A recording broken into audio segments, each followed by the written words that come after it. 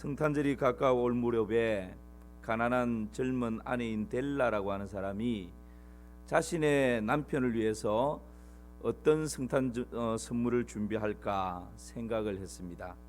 남편이 가장 아끼는 유일한 재산이 금시계였는데 그 금시계 줄이 낡아서 볼 때마다 마음에 걸렸습니다. 그래서 남편을 위해서 금시계 줄을 선물해야 되겠다 생각을 합니다.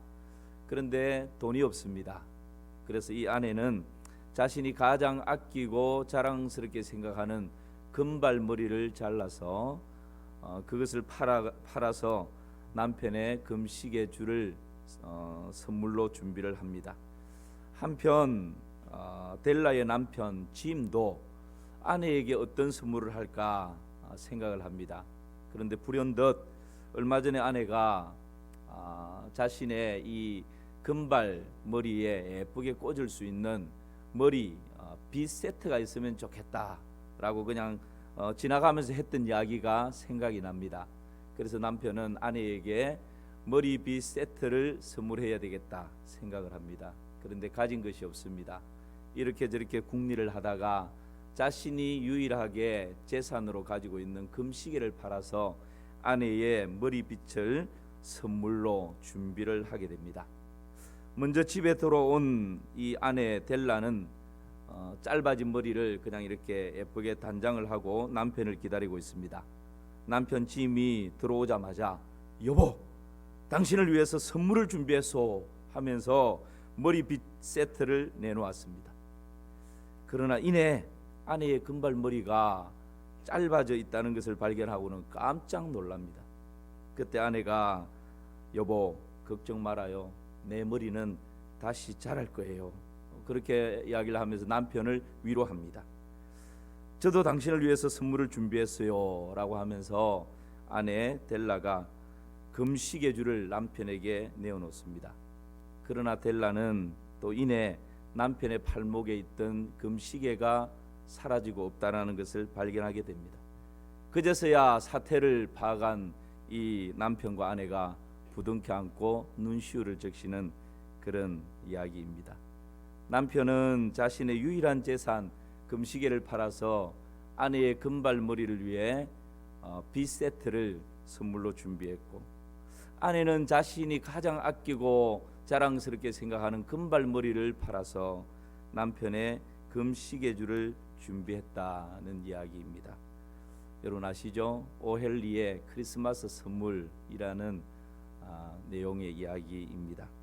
어쩌면 가장 값진 희생을 했지만 서로의 필요를 채워줄 수 있었던 정말 슬프고도 아름다운 이야기라고 할 수 있겠습니다. 지금으로부터 약 2020여 년 전 이 땅에 오신 우리 예수님은 가장 값진 희생을 통해서 우리 인생 가운데 가장 위대한 선물을 주셨습니다. 그 선물은 바로 영생과 구원인 줄 믿습니다. 예수님께서 우리 인생 가운데 허락해 놓으신 오고 오는 세대 가운데서 가장 위대한 선물입니다.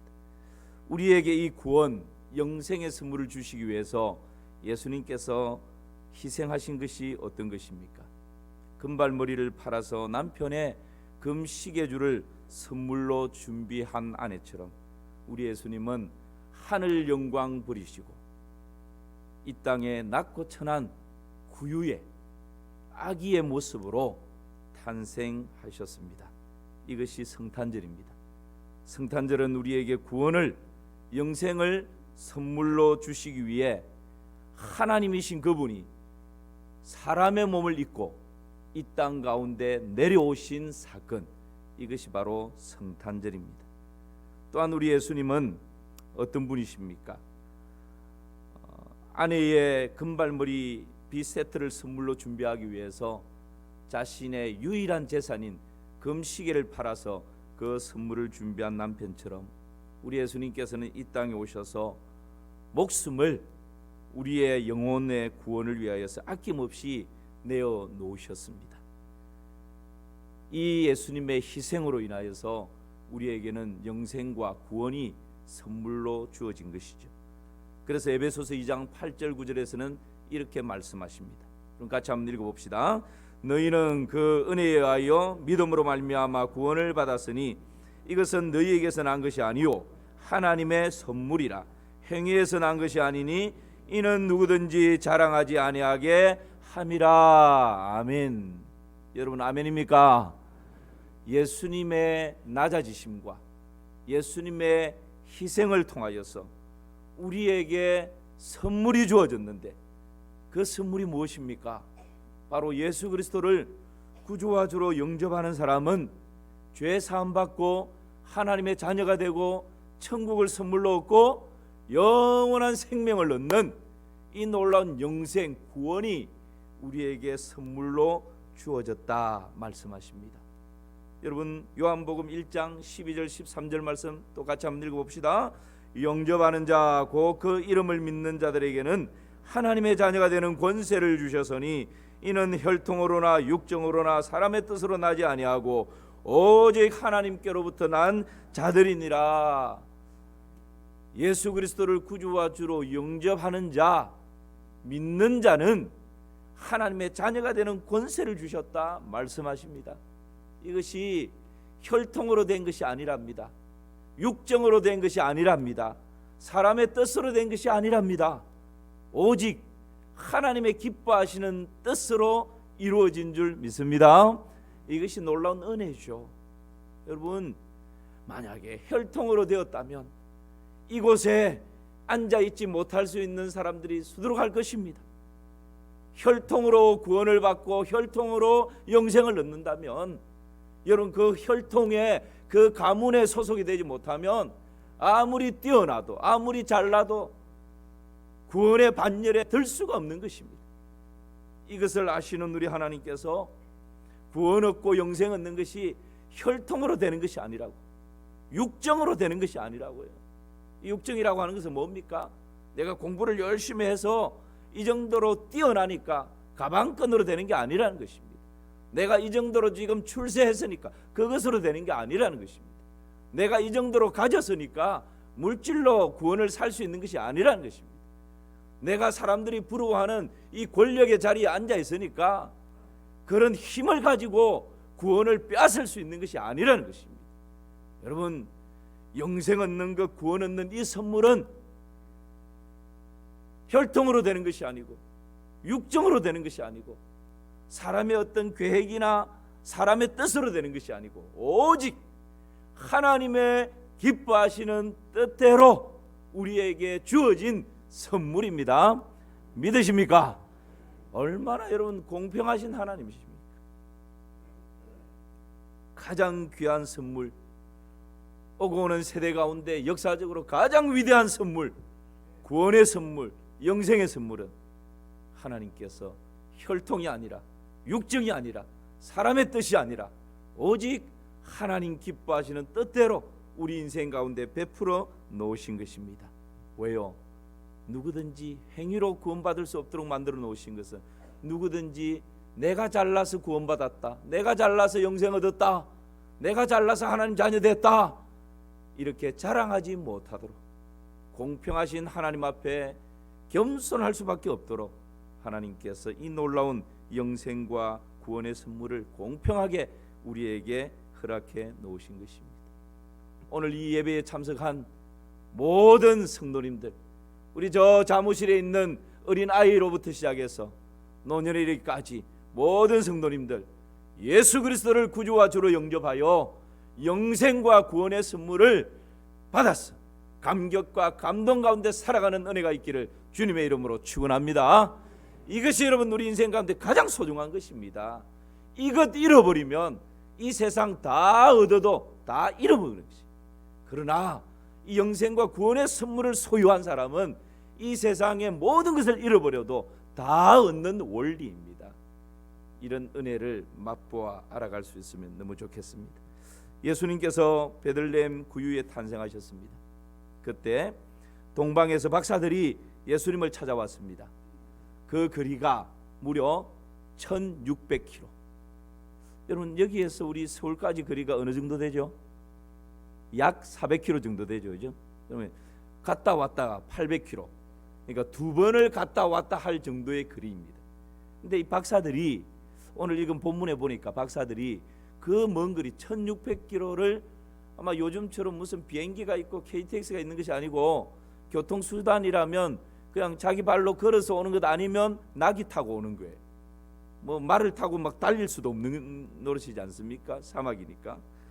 그렇게 걷는다면 40일 정도가 걸린다고 합니다. 여러분, 이 거리를 이 동방에 있는 박사들이 황금과 유황과 모략을 선물로 다 가지고 그 아기 예수님, 탄생하신 예수님께 선물을 드리기 위해서 이 세 가지 선물을 가지고 머나먼 길을 걸어서 그렇게 예수님께로 옵니다. 위험도 무릅쓰고 피곤도 무릅쓰고 아마 오는 도중에 병이 들 수도 있지 않겠습니까? 이 모든 것을 감수하고 시간을 들이고 물질을 들여서 그렇게 옵니다. 여러분, 박사들이 그렇게 머나먼 길을 찾아온 목적이 뭡니까? 박사들이 왜 별을 연구하는 가운데 이 메시아 탄생한 곳까지 1600km가 되는 이 머나먼 곳까지 찾아오게 되는 것입니까? 오늘 마태복음 2장 11절 말씀, 본문의 말씀을 같이 한번 보십시다. 함께 읽습니다. 집에 들어가 아기와 그의 어머니 마리아가 함께 있는 것을 보고 엎드려 아기께 경배하고 보배압을 열어 황금과 유황과 모략을 예물로 드리니라. 아멘. 이 박사들은 딱 한 가지 목적이 있다면 황금과 유황과 모략을 예수님께 예물로 드리며 그 예수님께, 아기 예수님께 뭐 하기 위해서요? 경배하기 위해서. 다른 말로 하면 예배하고 그 예수님께 엎드려 경배하고 그 예수님께 영광 돌리기 위해서 이 머나먼 길을 온 것입니다. 여러분, 이 황금과 유황과 모략, 이 동방 박사들이 세 가지 예물을 예수님께 드렸는데 이 예물이 의미하는 바가 뭘까요? 그냥 귀한 분이니까, 이때 당시 황금이나 유황이나 모략이 귀하니까 이것을 예수님께 귀한 분에게 드리자, 귀한 것이기 때문에 이 세 가지를 들은 것일까요? 그렇지 않습니다. 황금과 유황과 모략을 예수님께 드렸는데 여기에는 다 의미가 있습니다. 그리고 지금 이 구유에 누워있는 이 아기가 어떤 분인지를 동방의 박사들이 내어놓는 선물을 통해서 세상 가운데 선포하고 있고 드러내고 있고 보여주고 있는 것이 바로 이 예물이 담겨져 있는 의미입니다. 세 가지 의미를 간단하게 같이 한번 살펴보겠습니다. 먼저 첫 번째 예물, 우리가 생각하는 예물 뭐죠? 황금입니다. 여러분, 황금하면 생각나는 것이 뭡니까? 금. 그러니까 금하면 생각나는 게 뭡니까? 또 황금 이러면 안 되죠. 황금하면 생각나는 게 뭐라고요? 찬양대? 왕관. 물질. 금을 돈으로 바꿀 수 있으니까. 역시 어떤 사람은 최영 장군 이러던데요. 황금을 보기를 뭐같이 하라고요? 돌같이 하라 그랬다고. 아마 이런 분들은 역사 공부를 아주 잘하신 분들일 것입니다. 여러분, 황금 그러면 먼저 떠오르는 것이 그냥 이 왕관이 떠오르지 않습니까? 우리 역사극 이런 거 보면 왕이 주로 머리에 쓰고 있는 관은 주로 금으로, 번쩍번쩍한 금으로 만들고 거기에 뭐 보석을 박아놓고 이런 거죠. 그리고 왕의 보좌도 뭘로 되어 있습니까? 금으로 되어 있는 번쩍번쩍한 그런 것을 먼저 생각하게 됩니다. 여러분, 황금을 예수님께 드렸다라고 하는 것, 또 결혼식 할 때도 목걸이나 반지는 아주 소중함을 간직하는 그런 의미로 금으로 된 그런 목걸이나 또 반지를 교환하기도 하죠. 시상식에서도 아주 중요한 시상, 올림픽에서도 동메달, 은메달, 그 다음에 뭡니까? 금메달. 그런 메달은, 트로피는 보통 금으로 그렇게 제작을 해서 만들고 그렇게 합니다. 그래서 이 황금은 왕을 상징하고 보배로움을 상징하고 최고의 권위를 상징하는 것이 바로 황금입니다. 왕이 금으로 만든 왕관을 탁 쓰고 금으로 만든 번쩍번쩍한 보좌에 딱 앉으면 거기에서 그냥 그 모습에서 드러나는 권위가 대단하죠. 바로 이런 최고의 권위, 또 왕을 상징하는 것이 바로 황금이라고 할 수 있습니다. 여러분, 동방의 박사들이 아기 예수님께 왜 황금을 선물로 드리는 것입니까? 지금 이 아기 예수님은 낮고 낮은 모습으로 구유에 누추한 곳에 지금 누워 계시지만 이분은 만왕의 왕이시고 만주의 주가 되시고 열방의 통치자이시다라는 것을 이 황금을 예물로 드리는 가운데 밝게 드러내고 있고 선포하고 있는 것입니다. 여러분, 우리 예수님이 낮은 자의 모습으로 이 땅 가운데 오셨지만 그분은 만왕의 왕이십니다. 열방의 통치자이십니다. 그분은 최고의 권위자이십니다. 연약한 아기의 모습이지만 그분 속에는 최고의 권위를 가지고 계신다라는 것을 이 황금을 예물로 드리면서 상징적으로 드러내 보여주고 있는 것이죠. 두 번째, 유향을 예물로 드립니다. 여러분, 이 유향이라고 하는 것은 아라비아 지방의 관목에서 채취되는 송진입니다. 그런데 이 유향은 향이 아주 독특하기 때문에 요즘 말로 하면 최고의 향수를 만드는 데 사용이 되었다고 합니다.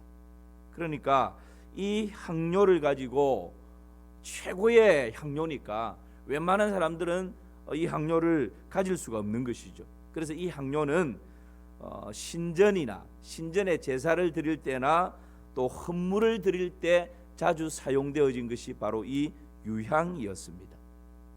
신전에 바쳐지고 헌물로 드려질 때 그때 사용되어진 것이 바로 유향이라는 거죠.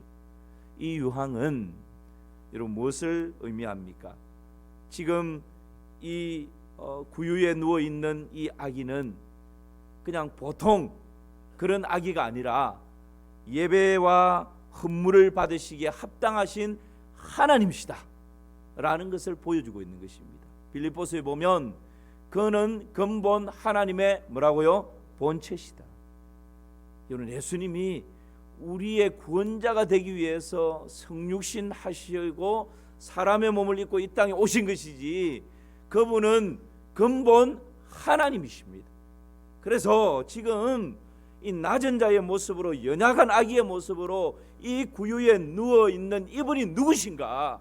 만왕의 왕이시고 만주의 주가 되시고 열방의 통치자이시고 최고의 권위자가 되실 뿐만 아니라 이분은 하나님이신데 이 아기로 누워 있는 이분은 모든 사람들 모든 자연을 통하여서 예배와 찬양과 경배를 받으셔야 할 하나님이시다라고 하는 것을 드러내 밝게 보여주는 것이 바로 뭐라고요? 유향을 예물로 드리는 것입니다.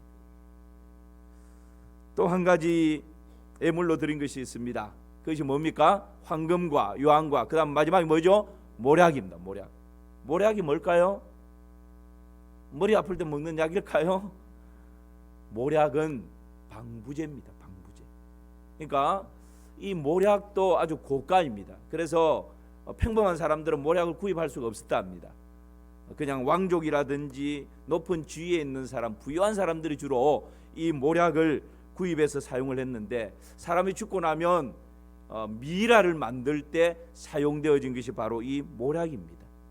그런데 여러분, 지금 갓 태어난 아기에게 선물을 하는데 뭘 선물했다고요? 모략을.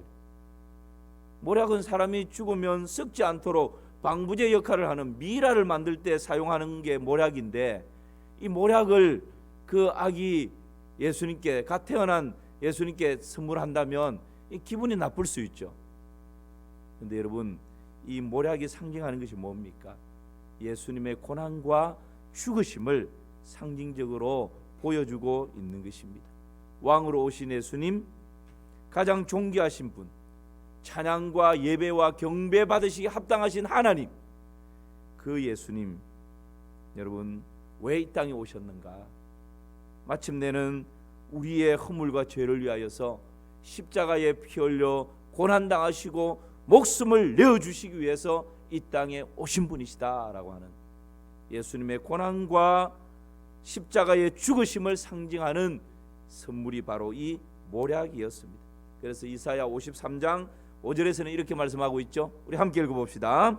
그가 찔림은 우리의 허물 때문이요 그가 상함은 우리의 죄악 때문이라. 그가 징계를 받음으로 우리는 평화를 누리고 그가 채찍에 맞음으로 우리는 나음을 받았도다. 할렐루야. 그렇습니다. 예수님이 못에 찔리시고 창에 찔리시고 채찍에 찔리시고 머리에 가시 면류관을 쓰시고 그 가시에 찔리시고, 예수님의 이 찔리심은 우리의 뭐 때문이라고요? 허물 때문이라.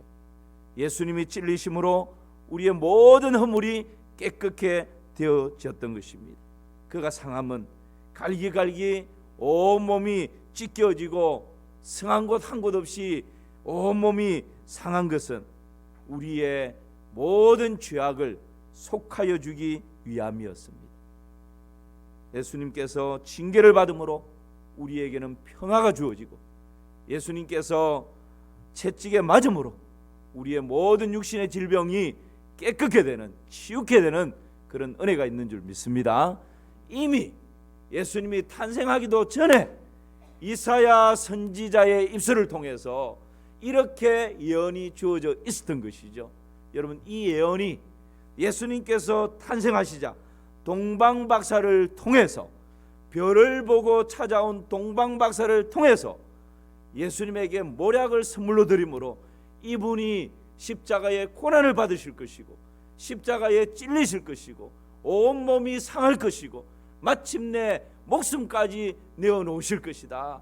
그렇게 이 모략을 통해서 상징적으로 밝게 드러내 보여주고 있는 것입니다. 그러므로 이 동방의 박사들이 예수님께 드린 이 세 가지 예물은 단순한 예물이 아니라 아기로 구유에 누워 있는 이분이 누구신지를 세상 가운데 밝게 드러내는 그러한 예물이었다는 것을 우리는 보게 됩니다. 다시 한번 정리해 봅시다. 황금은 뭘 상징한다고요? 최고의 왕. 지금 구유에 누워 있는 이 연약해 보이는 아기는 그냥 연약한 아기가 아니라 뭐라고요? 만왕의 왕이시다, 열방의 통치자시다 라는 것을 황금 예물을 통해서 보여줍니다. 두 번째, 유황이라고 하는 이 예물을 통해서는 같이 한번 읽어봅시다. 예배 받으시기에 합당하신 하나님. 구유에 누워있는 이 연약해 보이는 아기는 그냥 아기가 아니라 모든 인류의 예배와 영광과 존귀와 찬양을 받으시기에 합당하신 하나님이시다 라는 것을 보여주는 것입니다. 그 다음 세 번째, 모략이 상징적으로 보여주는 것이 뭐라고요? 같이 읽습니다. 그렇습니다. 우리의 죄를 대속하기 위해서 고난받으시고 십자가에 죽으심으로 세상의 유일한 구원자이시다 라고 하는 것을 이 모략이 보여주고 있는 것이죠. 여러분, 이 세 가지를 확증하는 선물이 바로 동방박사가 예수님께 드린 예물, 선물의 의미였습니다. 2019년 성탄절을 3일 앞두고 있습니다. 여러분, 우리는 2019년 성탄절을 맞이하면서 어떤 선물을 하나님께 드리고 싶으십니까? 프린스턴 대학교의 헨리 벤 다이크라고 하는 교수가 네 번째 동방박사라고 하는 책을 썼습니다. 그 교수에 의하면 성경에 나오는 동방박사를 카스파르, 발타자르, 멜키올, 이것을 여러분 외우실 필요 없습니다. 이 어려운 이름인데 이 성경에 나오는 것이 아니니까 이 교수의 주장입니다.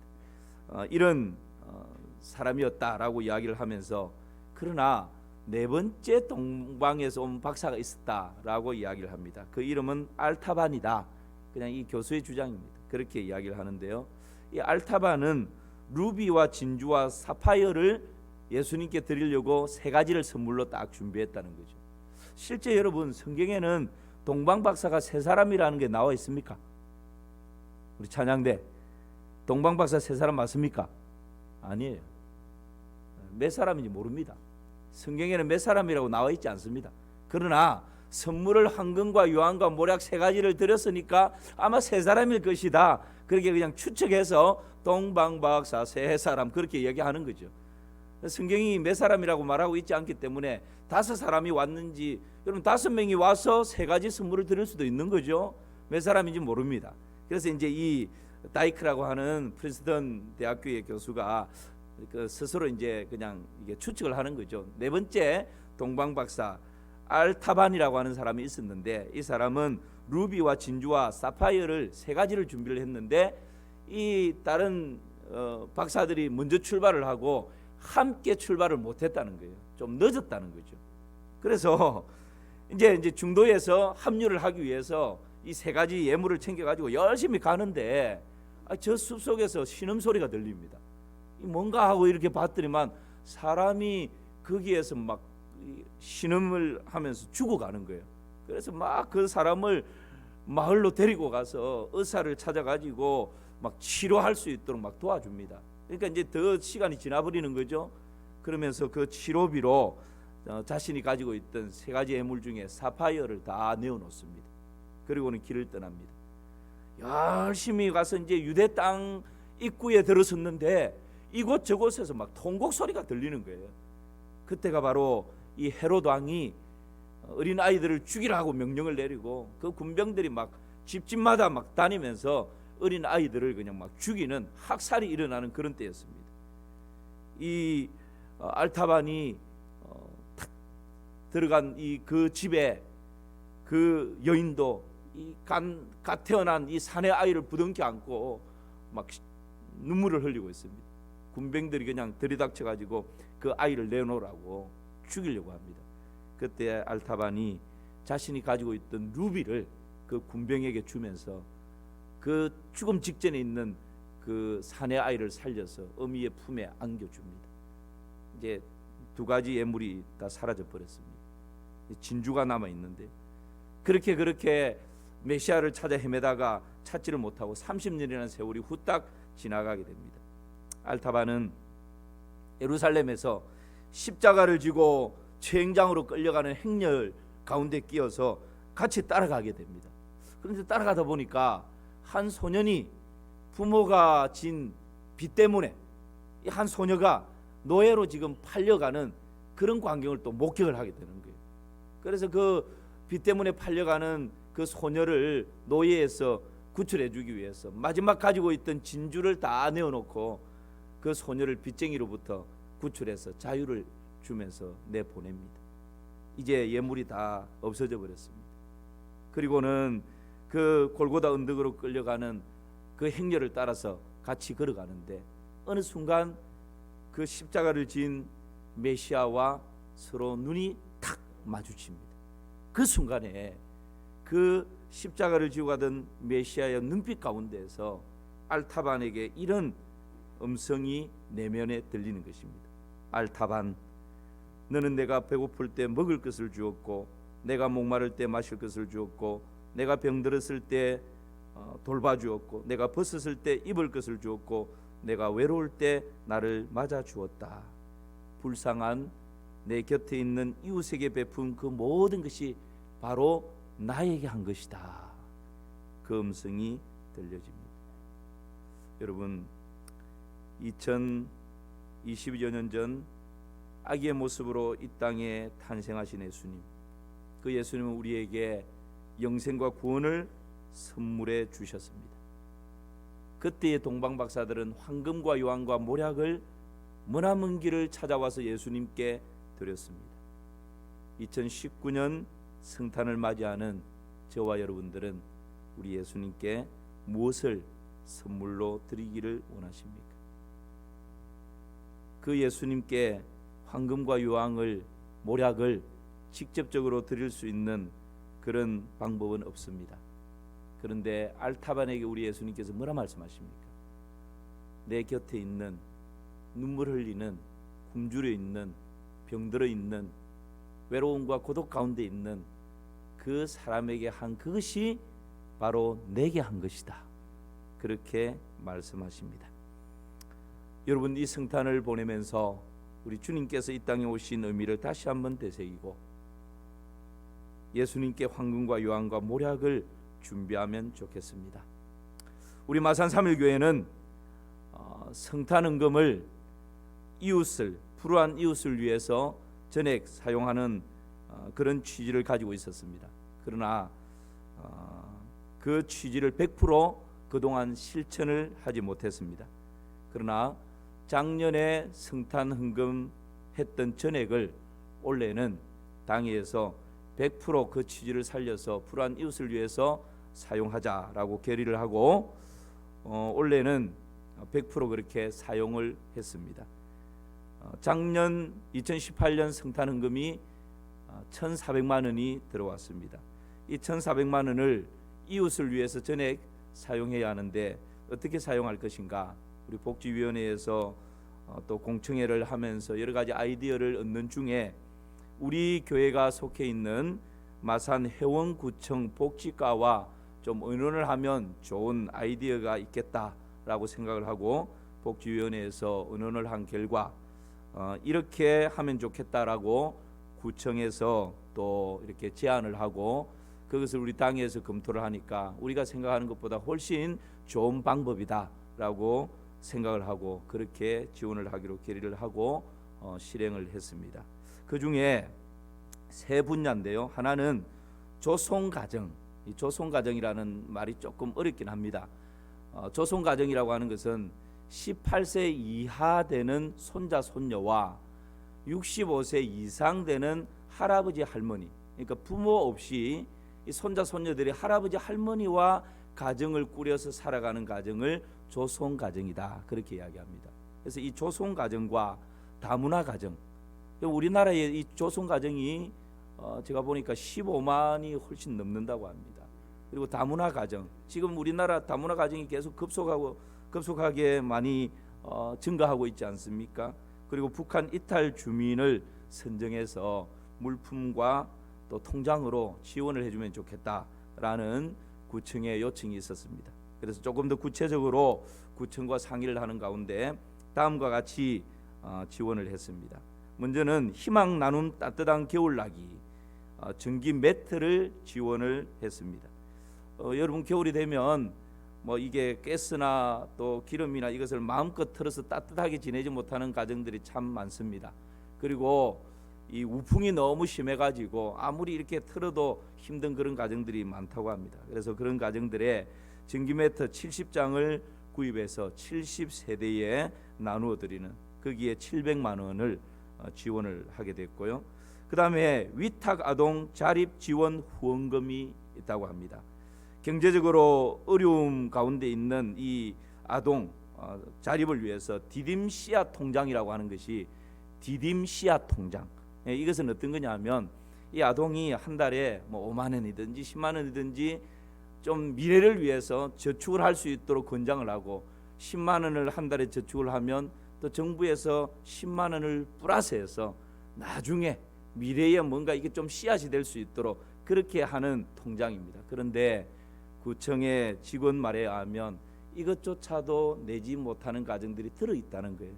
그러면 이 참 애는 타는데 어떻게 뭐 지원해 줄 수 있는 방법이 없으니까 그래서 저희 교회에 어느 정도 이런 때를 위해서 좀 이렇게 지원을 해 주시면 그런 가정들을 구청은 다 알고 있으니까 필요적절하게 사용할 수 있겠다. 그래서 300만 원을 거기에 지원을 했습니다.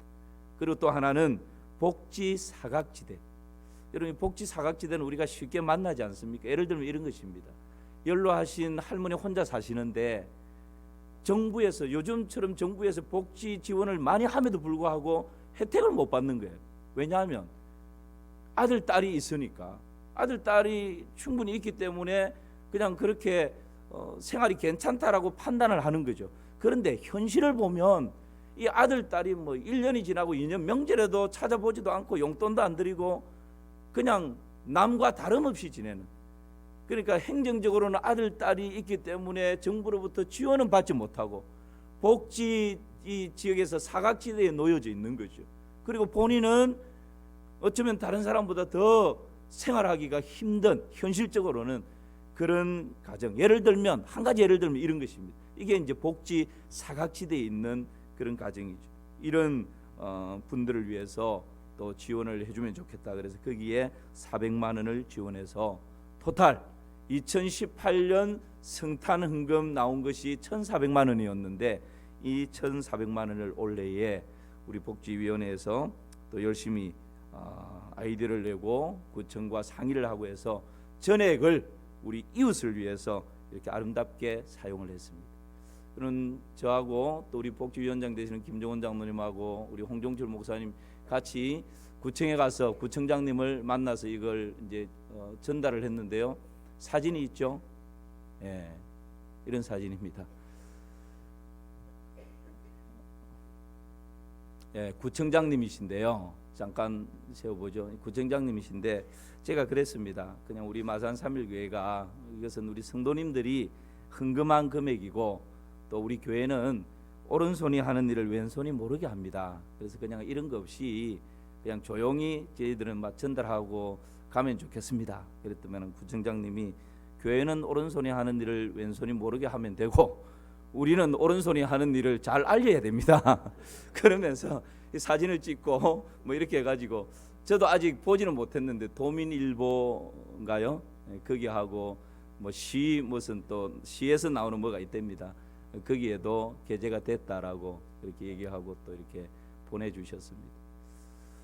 예, 여러분 우리가 성탄절을 맞이할 때에 두 가지입니다. 하나는 예수님께서 이 땅에 탄생하신 의미가 뭔지를 다시 한번 마음에 깊이 새기는 것이고 또 하나는 예수님이 이 땅에 오신 궁극적인 목적은 영생과 구원을 선물로 주시기 위함이고 그 영생과 구원이 선물로 흘러가는 통로가 있다면 그것이 바로 이웃사랑 아니겠습니까? 이 이웃사랑이라고 하는 통로를 통해서 예수님께서 궁극적으로 목적하시는 영생과 구원이 선물로 흘러가게 되는 것이죠. 다가오는 수요일날 또 2019년 성탄절을 맞이합니다. 여러분들이 마음을 다하여서 정성스럽게 드리는 그 성탄 감사 예물이 누군가에게 또 내년에 누군가에게 눈물 흘리고 있는 그 누군가에게 눈물을 닦아주는 그러한 역할을 하게 될 것이고 실망 가운데 주저앉아 있는 누군가의 손을 잡아 일으켜주는 그런 역할을 하게 될 것입니다. 여러분 우리 교회가 앞으로 좀 더 활기차게 좀 더 범위를 넓혀서 이런 일들에 앞장서가는 그런 우리 마산 3.1교회가 되기를 주님의 이름으로 축복합니다.